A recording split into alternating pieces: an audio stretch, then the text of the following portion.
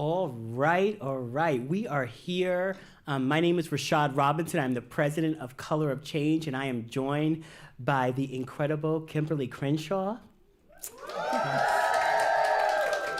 And this is the first in our series, Black History Now.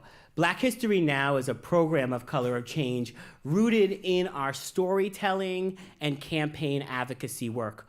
All around the country, we are seeing attacks on Black history, on the full teaching of American history, because when Black history is taught and when people understand Black history and understand the full range of American history, so many things are possible. And as a result, forces have aligned. Those that have consistently been working to bring this country backwards, those who have consistently wanting to silence the voices of everyday people fighting for a better tomorrow.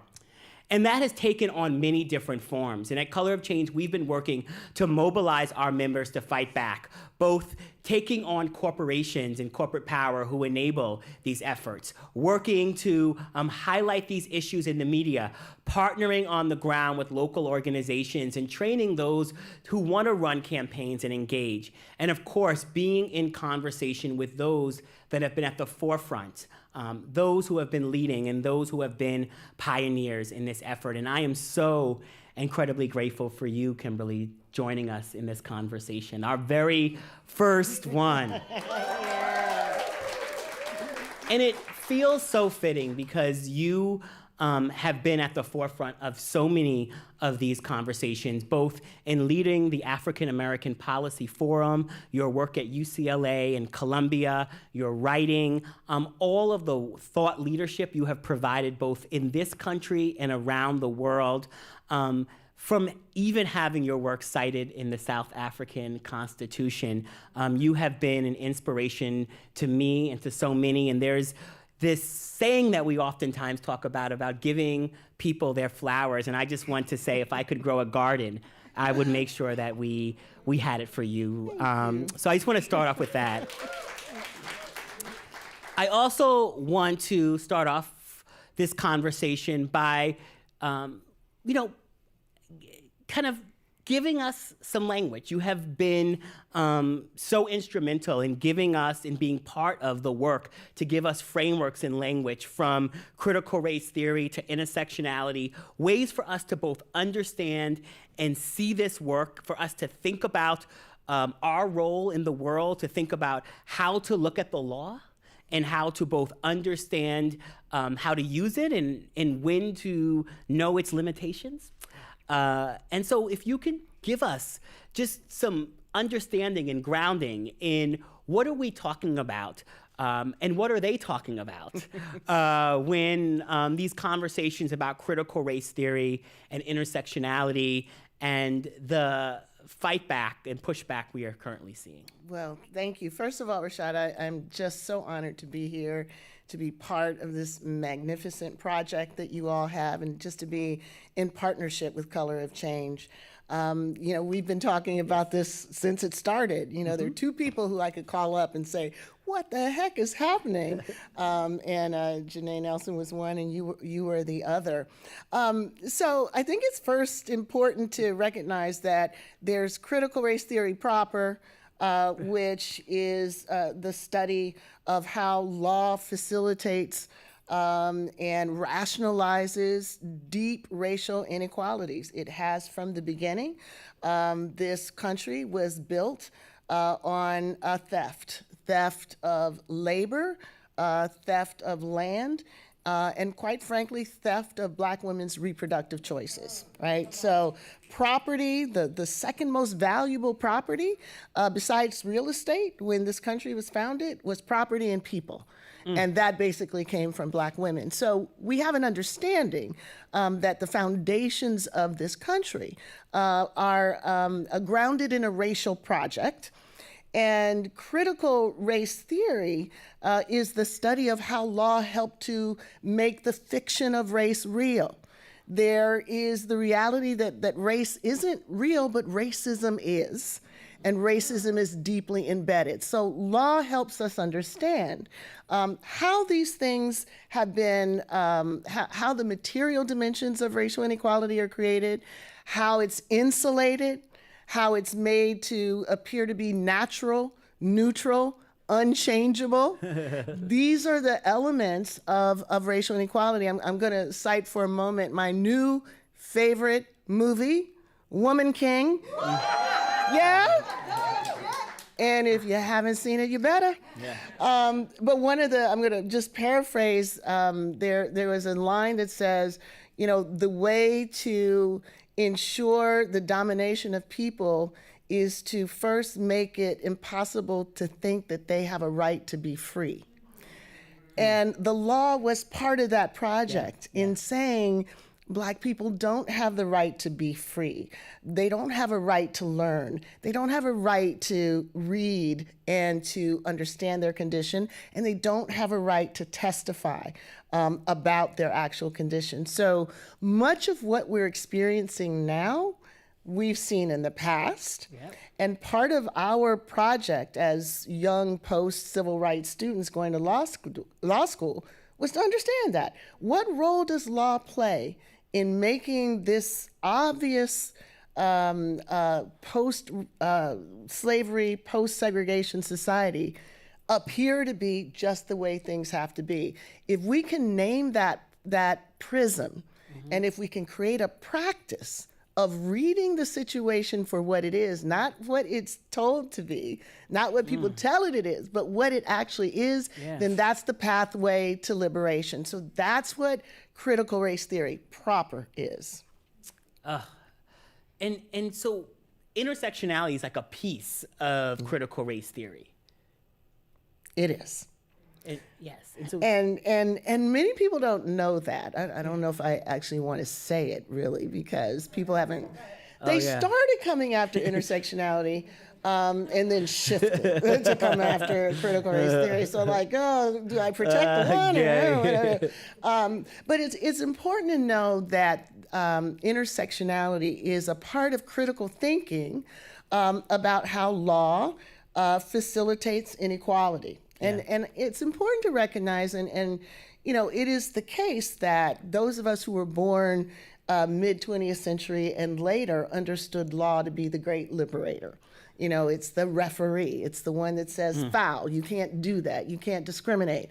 And for a short period of our history, one could expect the Supreme Court to be at least friendly, if not, you know, fully embracing our aspirations for a short period of time. For a short period of time. Short. Yes. Yeah. But for the rest of the time, before and after, law in its first instance was the institution that said, actually, your enslavement is okay.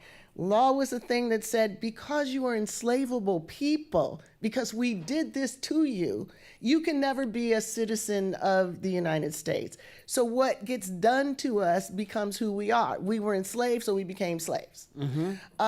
So that's what critical race theory is looking at. How does the Constitution facilitate this, and then laws built on that? Now, intersectionality builds out of critical race theory. Intersectionality asks, we understand a little bit about how race functions, but how does race function across other axes of domination? How does race come together with gender? Now, there are easy ways of telling this story. One of the stories that I got my whole start in thinking about intersectionality was a case called DeGraff and Reed versus General Motors. And it's basically a case where a Black woman wants to move up through the ranks to the better paying jobs in General Motors.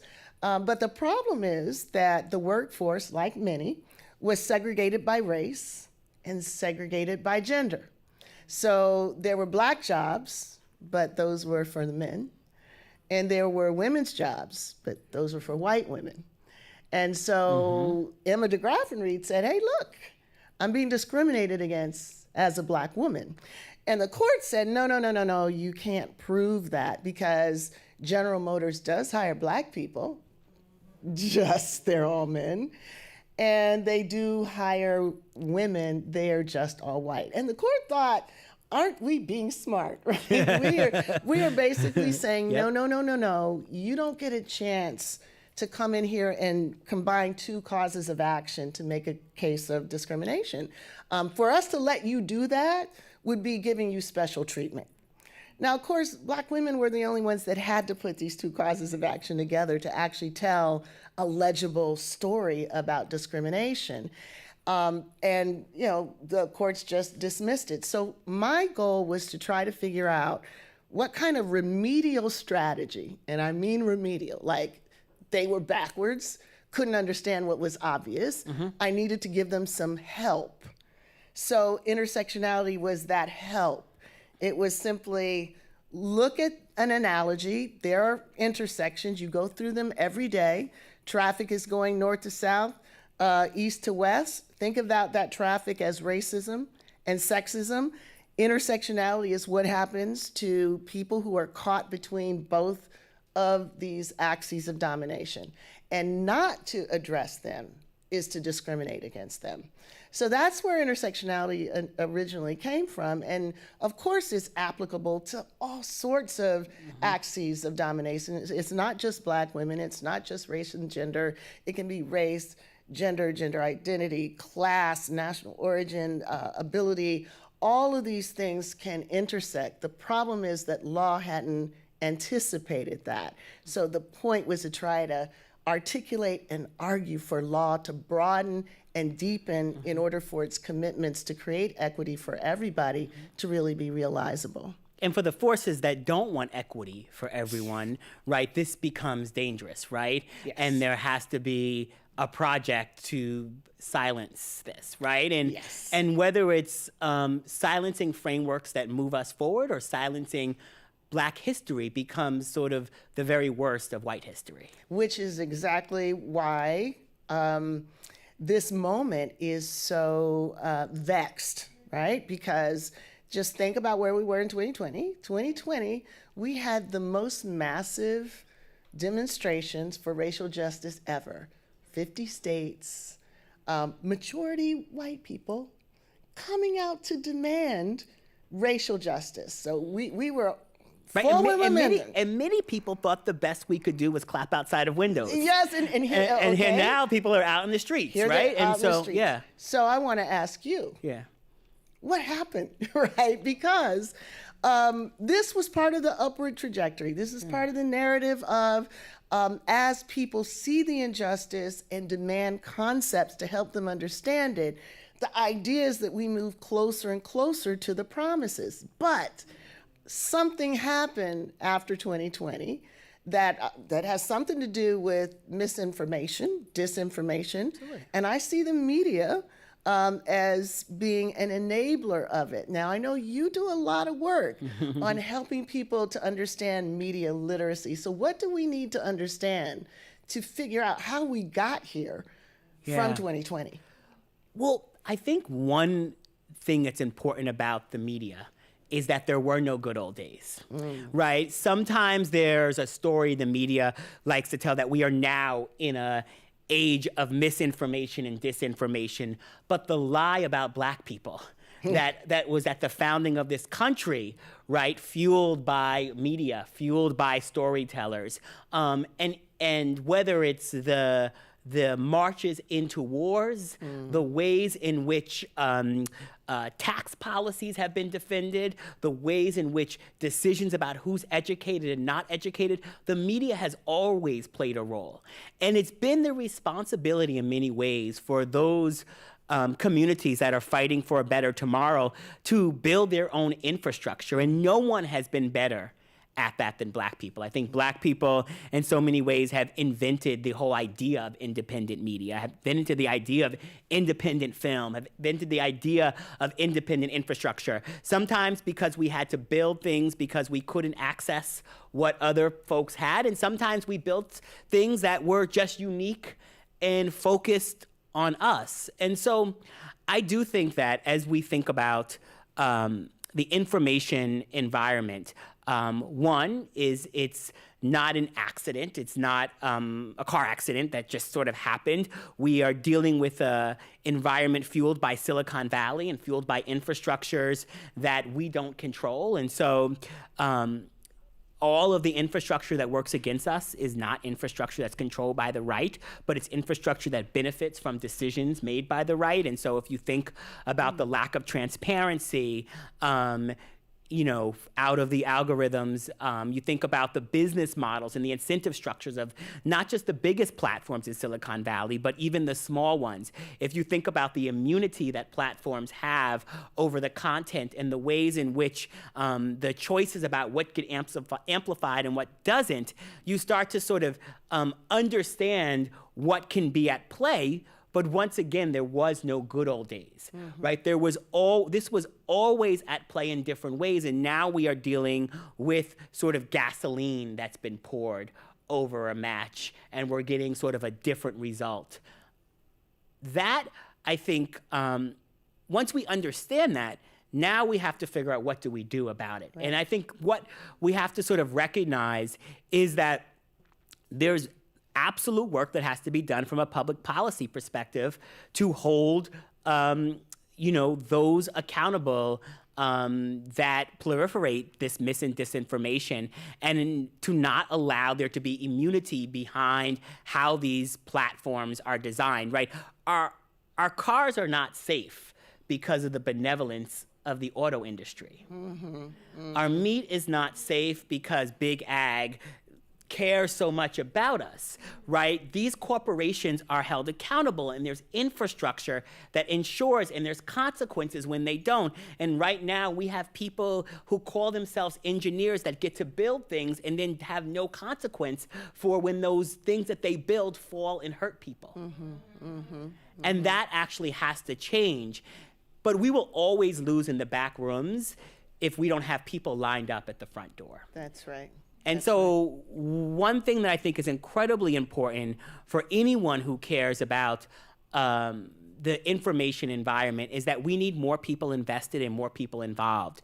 We just released the Black Tech Agenda at Color of Change, and have been doing a lot of work to build energy and visibility and power over the type of demands that are going to be necessary across a range of different areas to hold accountable the tech industry. But that means holding our elected officials accountable, because we shouldn't have to go to billionaires and beg them to do something better. We shouldn't have to beg folks who are building the next platform to think about civil rights. Civil rights shouldn't be something that they get to choose off of a menu of the things they care about. They should actually have to care about it. And when they don't live up to those rules, there should be consequences. And so, to the extent that the technology that can bring us into the future is dragging us into the past, and it's not an accident, there's a role for all of us to play in that effort. And I think as you look at sort of what has happened around critical race theory, as you think about what has happened around some of the backlash to racial justice, you can look squarely at the ways in which our information environment has put its hand on the scale. People talk about polarization, but polarization is when there's like two warring sides. Yeah. Polarization is not when there are all these forces putting their hands on the side of forces that are trying to make some people invisible. Make some people not have rights and access. And that is what we are dealing with. And that is why the fight for racial justice is so important. And the thing I will sort of end with on this piece is that, it did become very dangerous to see all those people out in the streets, to see multiracial coalitions of people believing that systemic racism existed, right? That is dangerous because racial justice is our superpower. Yeah. Right? And a majoritarian value. And a majoritarian value. The majority of people support racial justice. Yes. Exactly. And so, and the power of racial justice, not just as, I think, the most clear particularly when you apply an intersectional framework to it, the most clear way to evaluate whether or not what we won was actually worth winning and was actually a truly real win, but it's actually the most powerful motivating force, right? People were clapping outside of windows, and then they turned out into the streets. Yeah. And racial justice made that possible. So if I'm on the other side, of course, I'm gonna do everything I possibly can to attack racial justice. The problem is that we can sometimes have people that want to be in allyship but not solidarity. People who sometimes want to see racial justice as charity and not racial justice as strategy. And racial justice isn't just the moral thing you do to be out of the way of the sort of black and brown folks. It's not just the thing you do when you're a good person. It is the thing you do when you want to win. That's right. Because it is the driver that allows us to unlock all the potential power to save our planet, make our economy function well, make sure that jobs are safe and there for all of us, make sure that women's reproductive choices are protected and valued, and so much more. When racial justice is at the forefront, there are so many victories that happen for so many issues that people don't even think are connected to racial So the justice. million-dollar question then, since that is abundantly 100% irrefutably true, why is it that we're at a moment in time when the democracy is really on the ropes right now? Racial grievance is the unspoken but dominant force in driving people to think that the country has been stolen from them, to think that aggression in the name of defending their country is legitimate. Why is it that this is happening? And yet our politicians, our elected officials, and our media are loath to explore and reveal the connections between white supremacy and the unraveling of our democracy. So we're about to have another hearing, the last hearing. January 6th. It's the January 6th hearings. I was shocked about how hard it has been for the conversation about January 6th to really focus on the fact that actually this has happened before. We have had coups in this country. We've had violent takeovers of the government. We have seen a faction in this country decide to break the country rather than share the country. We've seen the creation of a republic based on the idea, the first republic in the world, based on the idea of white supremacy. Explicitly so. That's what the Confederacy was. Yet, we don't teach it in the schools. We have pursued a strategy of reconciliation above all. It has mandated the forgetting of what the Civil War is about. At this point, less than 10% of high school seniors can identify slavery as the cause of the Civil War. And they think that we have too much critical race theory in the school rather than too little, right? And we know that the effort to re-narrativize what happened when the country was broken was successful basically because the lost cause became the story that gets told in history books pretty much everywhere for the first 80 years after the Civil War. So we get the fact that telling lies about our history, we get the fact that allowing our country to continue to nurse the idea that the Civil War was fought for good and moral purposes. We allow for history books to be dictated by a faction in this country, and yet we don't remember enough about that to see it happening right now, right?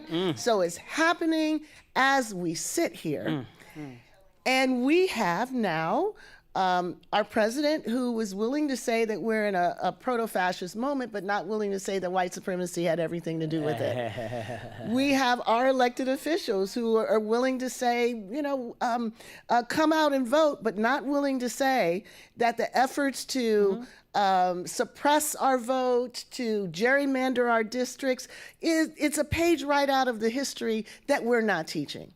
So what I have been trying to desperately understand is, what am I seeing that they're not seeing? What am I feeling that they're not feeling? Yeah. What am I afraid about that they're not afraid about? And why are they not afraid about this? Well, first of all, you're always ahead. And I think that's important in this conversation, because I was surprised when we got to the fact that all the Democratic candidates were saying white supremacy on stage, which was a marked difference from Democratic presidential debates prior. And that's a result of movement building. Right. That's a movement building victory that those on the stage felt like, in order to stay on the stage, they had to at least name a thing, even if they wouldn't apply it. And even if they don't understand what it is, right? So it's great to say white supremacy or I'm against structural racism. But you spent enough time on then they don't know what it is. But it's sort of like... but you spent enough time on Capitol Hill to know that people are oftentimes talking about things that they don't. It's a dangerous thing. Because they throw it out there. It does more to galvanize the right against us, right? Yeah. So they hear this white supremacy stuff, structural racism. Oh, this is indoctrination. We better get our act together. So now in almost 25 states, there are laws that prohibit the teaching of racial history in any way that suggests that there's current responsibility for past harms, in any way that makes anyone feel bad, in ways that suggest that structural racism actually is real. So it created this backlash. I'm all for, going into battle if the people who are the front lines stay on the front lines. But it's another thing when they throw the stuff out there, and then when the backlash comes, they're the first to disappear. Yeah. Right? Yep. And so now here we are doing this work of racial justice without some of the deep pockets, without the politicians, without the media. We're basically doing this work on our own. Yeah. So here's a question that comes out of that. We've talked about this a little bit before. We are moving in a period where now affirmative action is going to be on the chopping block, right? And there have been times in the past that we have tried to figure out how to galvanize the masses and various assets and allies to help fight for racial justice, in particular affirmative action. And we've been told on a number of occasions, well, what you do is you learn a lesson from the most successful strategies and campaigns. And one of the successful strategies and campaigns was marriage equality. So just do what LGBTQIA organizations do and you'll be fine. So tell us what you think about that advice, that analogy. What does it lift up? What does it obscure? And what should we do about it? Intersectionality. Wow. So first and foremost, intersectionality, because some of us live in both those bodies. And it's not LGBT or race for so many. And so I think like that first and foremost. The second is we have to be very careful about models, right? Like I love a palm tree. I was just in LA for some time. Hopefully I have a bit of like a little red. I love that. A little bit, right? And so love LA. I also love New York, which is home, and I love Central Park. A palm tree will not grow in Central Park, and a lot of trees will. And oftentimes we are trying to plant a palm tree in Central Park when we try to apply models that actually do not grow in certain environments. And so I do not think that it can be a one-to-one framework. I mean, my years of success building media campaigns and winning a lot of victories while at GLAAD. If I just was gonna like take that framework and apply it to Color of Change and then just say, oh, we're all done, let's wrap up. It just doesn't work that way. But I do think that there are bigger lessons to understand about how people show up, how people stay invested, and what does it look like to have people in solidarity in a fight. And so the story that really sort of resonates for me is that in 2004, 13 anti-gay ballot measures passed all around the country. The right wing used it as a tool to help mobilize folks for George Bush's reelection campaign. It was a campaign led by Ken Mehlman, the deputy campaign manager for George W. Bush. They went into black churches and they tried to slice off percentages of the black vote around these. And 13 states passed these anti-gay ballot measures.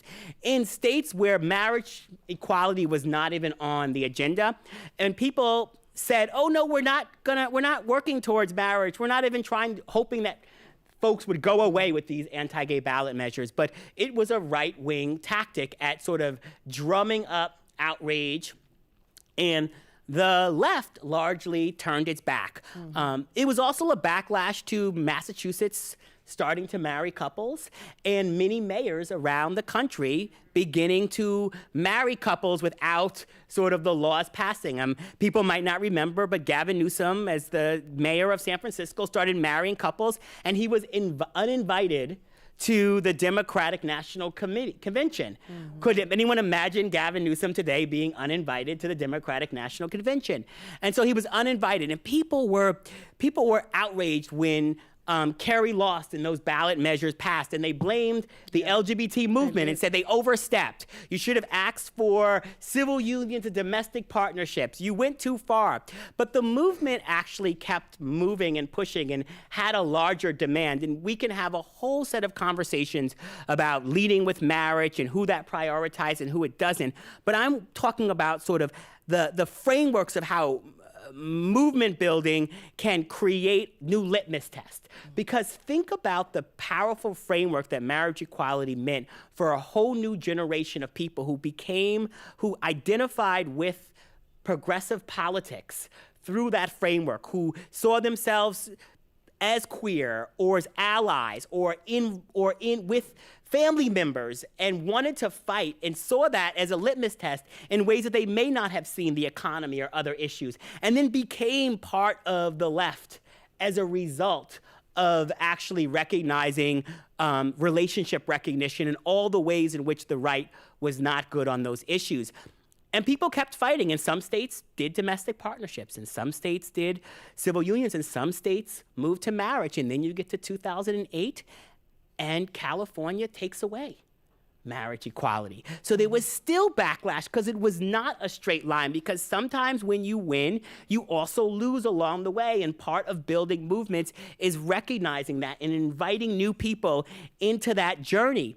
And so we get to 2008, and President Obama's elected, and marriage is taken away in 2000 from couples who were getting ready to marry, who hadn't quite gotten there.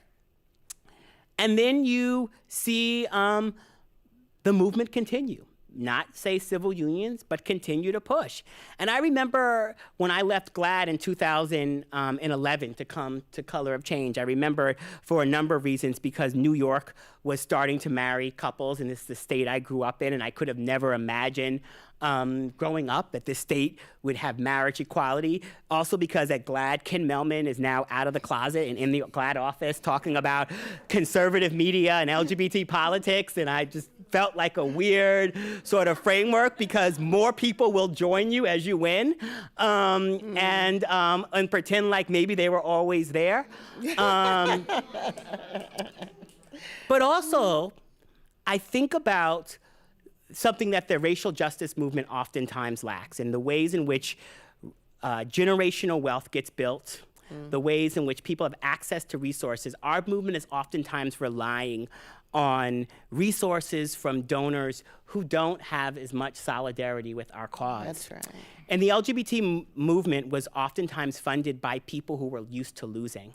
Openly gay people who lost standing when they came out, lost family members when they came out, lost people that they loved to a disease this country turned its back on.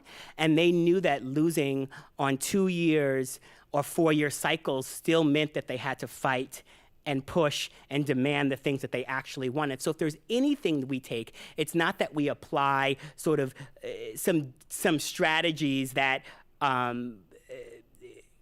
take out race and the role of race. It's actually we bump up the role of race to sort of understand what we have to demand and expect from people who say they are our friends and in solidarity with us, because those that oftentimes have the most to lose will do the least. And those that have the least to lose, because we have already lost a lot, will fight like hell. But if people want to stand with us, if people want to be on our side, then it goes back to recognizing that racial justice is not the force that we bench in the fourth quarter of the game. It's the force that we put as much energy behind. It's the player that we put on the court, because at the end of the day, I believe that it is our force multiplier for change.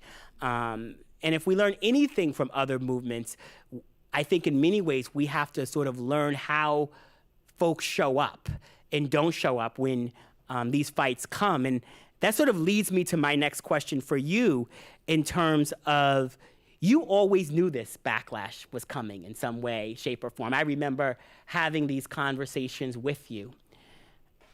And I'm interested in sort of how you sort of see the cavalry. What has the cavalry look like? I also want you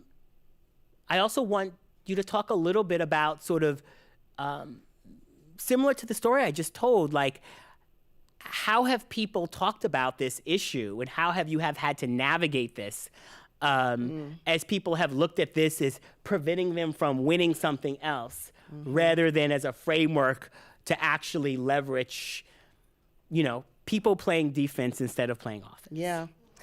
Well, you said something at just when we started, that whenever there's forward momentum, whenever there is reform or progress, there's inevitably a backlash.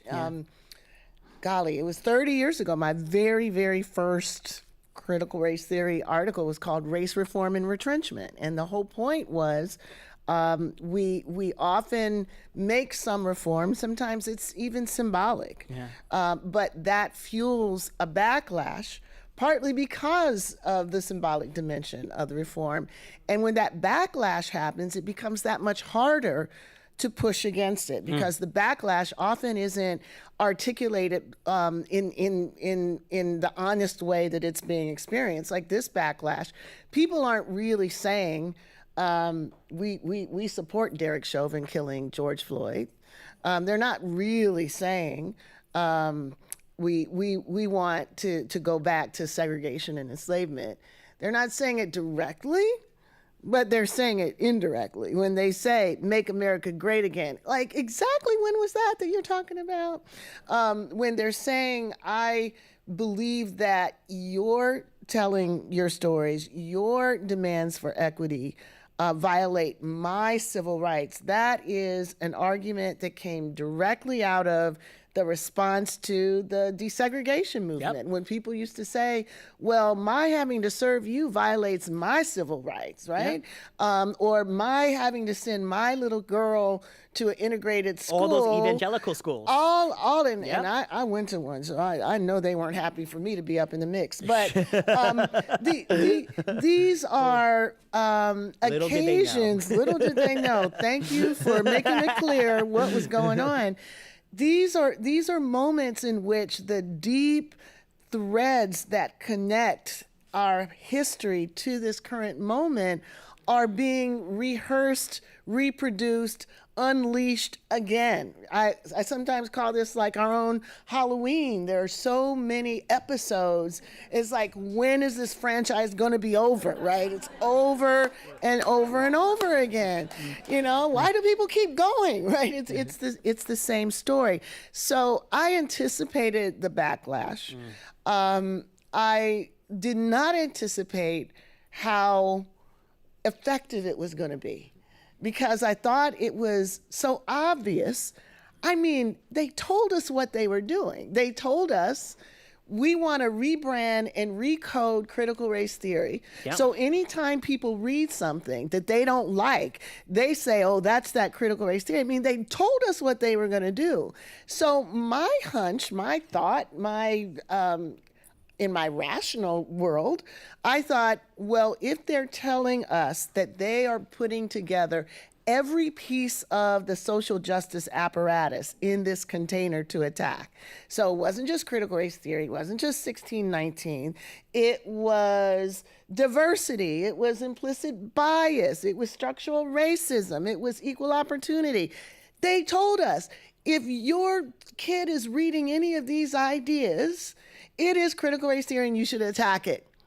And so even though the majority of people who are foaming at the mouth in these school board meetings couldn't define critical race theory if their lives depended on it, it didn't keep them from running to the school boards with their pitchforks demanding blood from somebody. Mm-hmm. Now, my hunch was when people saw that then they would go, oh, all right, they're talking about us. They're talking about our kids. Yeah. They're talking about our history.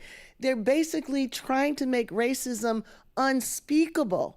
And so when racism becomes unspeakable, the disparities that it produces have no source other than, I guess, us, right? Yep. Well, when you can't tell the story of the history that created our segregated neighborhoods, or the history that created wealth disparities, health disparities, when you can't talk about the institutionalized ways that just everyday practices continue to reproduce racial harms, when our kids don't learn about it, what inference is there to draw?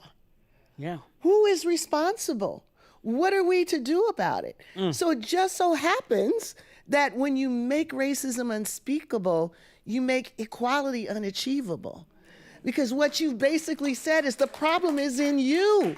It's not in our history. That's a word. It's not in our institutions. And we're not going to let you talk about it. So I guess I've just been surprised about how hard it is to talk inside of our communities to say, you don't have to be in a critical race theory course to know that what they're attacking is the wisdom, the knowledge to survive a society that is not a colorblind society. So now I've been telling people, okay, let's talk about what's really at stake. Yeah. Let's talk about the way that you are a critical race theorist. So when you are driving and you see the sirens, hear the sirens and see the flashing lights in your rearview mirror, and you put your hands at 10 o'clock and 2 o'clock on the steering wheel, you are practicing critical race theory. When you sit down and give your kids the talk because you want to enhance and increase their chances of survival, you are practicing critical race theory. When you're sitting in that office meeting and you said something and it's like you didn't say anything until the white person says it.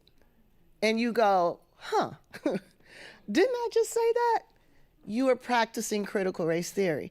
So our knowledge, our awareness, our ability to navigate the world that we live in, the world that's shaped by anti-Black racism, institutions that are infused with it, all of this knowledge is what is at stake when they come after critical race theory. So one of the things that I tell people, Rashad, is, look, when we really care about making non-toxic environments, when we really care about going into these institutions and taking out all that horrible stuff that we built the country with, we value the knowledge about where that stuff is. We value the people who have expertise in it. We encourage people to understand where the toxicity comes from so we can remove it. When we recognize we have asbestos, for example, in our institutions, We want people to tell us where we're vulnerable. Give us the floor plan so we can see where it is. Tell us how to take it out. We don't say. Actually, not always, right? We had to have lawsuits around that, right? There had to be,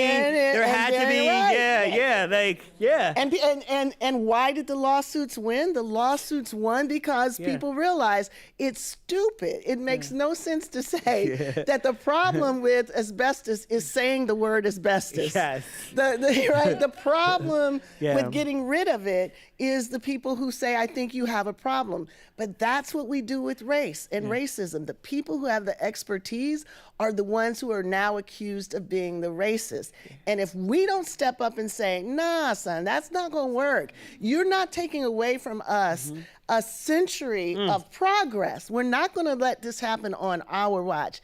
If we don't step up, we're passing on to the next generation a situation that's worse than the one we received. Yeah. It is so interesting, and it's such a, I think, a valuable invitation, right, to folks who may not have seen this as the fight that they need to take on, right? Another invitation that I would like to offer in the same vein is that the same people that are trying to ban Martin Luther King and Rosa Parks from our schools are the same people that did not want girls to learn math, don't want gay teachers, that don't want evolution taught.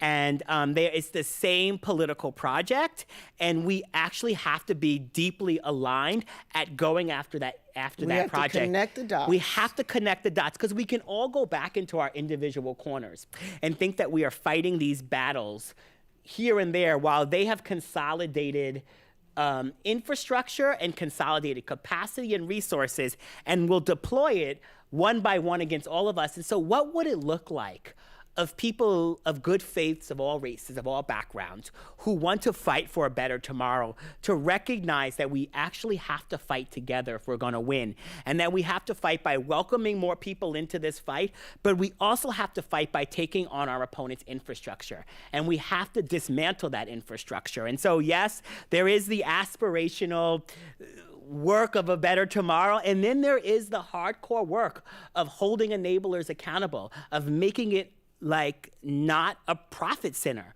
of creating real world consequences for this work. And that has to be the invitation of people who actually want to wake up 5, 10, 15 years from now and believe that the kind of society that we are living in, a potential project towards a multiracial democracy, has a fighting chance. Yeah. You know, I think that our starting position, and you said this earlier, we have to be prepared not to carve out, set aside, marginalize, or unspeak racism. Yep. We can't see it as yesterday's news. We can't see it as that thing that we can't win with if we take it on. And we can't see it as something that only impacts a few people in our community. And frankly, over the last 15 or 20 years, anti-racism has lost much of the capital that it once had. If we're not able to recapture the recognition that the key way in which our society fell apart before was over racism, if we're not able to see that this sense of entitlement and the ability to do some of the worst things imaginable to a democracy, basically take away people's right to participate in it, take away people's right to learn about it, take away people's right to protest. We're not able to see how that backlash to George Floyd made possible the legislation in Florida that is effectively Don't Say Gay. If we're not able to see how the takeover of the Supreme Court, because of the fears of its progressivism on racial justice, enabled this Supreme Court to then take away women's right to choose. If we're not able to see how the platforms for the right-wing drift into a proto-fascist country was made possible by the unreconstructed investment in a community, in a country that was built on the idea that this was a white project. If we can't talk about that, then we're not really going to be able to deal with any of these things in the kind of coalitional way that we need. So for me, when you said this is the possibility of actually building meaningful winning coalitions, you can't circumnavigate the origins of this country. You have to go through it. You build on it, right? You don't stay there, but you can't ignore it. Yeah. Well, we said before we came out here that this time was gonna go by quickly. We were kind of like, are we even gonna need the cards? Can we make this a conversation? We didn't even look at them. And I was like, we need the cards so we can stay on track. But all of that to say, I do believe that we have an opportunity. If we don't go around it, but as you say, we go through it. And I think that is, in so many ways, the invitation for the work ahead. It's how do we build and how do we work in a way that is focused, is like we truly want to win. And for everyone who's here, with us in the audience, for those of you who are watching, I urge you to sort of visit colorofchange.org, visit the African American Policy Forum, check out the work that is happening with both of our organizations, ways to get involved, trainings, other ways to both raise your voice, joining efforts that focus on fighting back, building, and turning defense into offense. There's so much we can do, and I believe there's so much that we can win, and that is the work ahead. So thank you all for joining us, and have a beautiful, beautiful evening. And check out Critical Race Theory on Demand. If anybody wants to know more about Critical Race Theory, we've got a school. And you can check out hundreds of lessons and videos and applications. So absolutely. There it is for you. And I know we're going to get to questions. Are we still going to get to questions? What's happening? We have a video from AAPF. Okay, yes, we're going to turn to a video. Yes. How are you feeling after the end of CRT summer school? Energized? Renewed? Informed? Well, that's amazing because most of you only saw a quarter of summer school. There is so much to watch now that it's all on demand and right at your fingertips. It's not too late to register to check out AAPF's CRT Summer School On Demand Library. In July of this year, bringing together over 175 faculty members, we witnessed timely analysis and uplifted vital conversations which spanned the gamut. From the challenges faced in public education, the role that faith communities must play to defend anti-racism, to how DEI can continue under increasingly difficult conversations. And we are giving you access to all of this amazing content. Whether it's to better inform yourself, to share with friends and family, or to use in your own anti-racist teaching, the 2022 CRT Summer School On Demand Library provides vital resources for understanding our present political crisis. Now more than ever, we must come together as a multiracial, multi-generational community to fight for our rights and our lives. The right to envision a truly inclusive multiracial democracy for all. If you want access to this powerful and illuminating content, follow the link below and sign up while this information is as urgent and as necessary as ever. You don't want to miss this as we turn the voices of hundreds into thousands.